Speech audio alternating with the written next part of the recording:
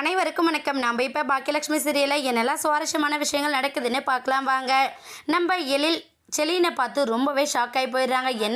என்னடா இது செலீன் இந்த மாதிரி ஒரு கோலத்தில் உட்காந்துட்டு இருக்கானே, யார் இந்த நிலைமைக்கு காரணம் அப்படிங்கிறத பற்றி நம்ம செலீன் கிட்ட நோண்டி கேட்க, செலீன் நான் ஜெனியும் குழந்தையை விட்டு கொடுக்க மாட்டேன்னு சொன்னேன், அதனால் அவர் என்னை அடிச்சிட்டாரு, அதை விட எனக்கு அது பெருசாக தெரியல.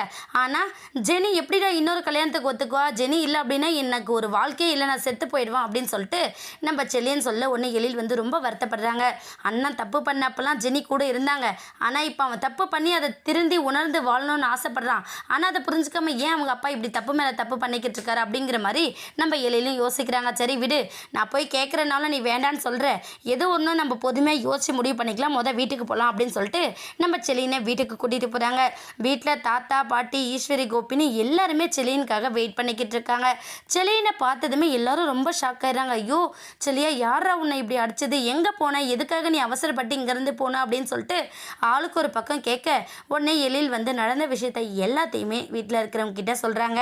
இதை கேட்டதுமே நம்ம ஈஸ்வரி தாத்தான்னு அப்படியே கோவத்தில் கொந்தளிக்கிறாங்க. என்னடா இது, எங்கள் வீட்டு பிள்ளையை இப்படி போட்டு அடித்து வச்சுருக்கான், இன்னும் டைவர்ஸ் கொடுக்கல அப்படின்னா ஜெனியோட புருஷன் தானே இவன், ஆனால் அந்த மரியாதை கொடுக்காம இப்படி அடித்து ரோட்டில் தள்ளியிருக்காங்க, அவங்கள சும்மா விட மாட்டேன். பாக்கியா, இப்போ நீ என் கூட வரியா இல்லை நானே போய் பேசட்டுமா அப்படின்னு சொல்லிட்டு நம்ம பாக்கியாவை ஒரு பக்கம் கேட்க, உடனே நம்ம பாக்கியா என்ன பண்ணா, சொல்லியா ஏன்டா அப்படி பண்ண, அவசரப்பட்டு எதுக்காக நீ அங்கே போன, அவங்க ஏதோ ஒன்று பண்ணிக்கிட்டு இருக்கட்டும், அதுக்காக உன் வாழ்க்கை எப்படியாச்சும் போட்டுன்னு நான் சொல்லிட்டு விட்டுருப்பேன், நான் சொல்லு நீ ஏன் இப்படி பண்ண அப்படின்னு சொல்லிட்டு செலீனுக்கு ஆறுதல் சொல்லிட்டு, அத்தை நான் வரேன் கேட்குறேன், கொஞ்சம் பொறுமையாக பேசலாம் அத்தை, ஏற்கனவே ரொம்ப கோவத்தில் இருக்காங்க, இப்போ நாம் ஏதாச்சும் ஒன்று பேசி இன்னும் கோவத்தை அதிகப்படுத்த வேணாம் அப்படின்னு சொல்லிட்டு பாக்கியா சொல்கிறாங்க.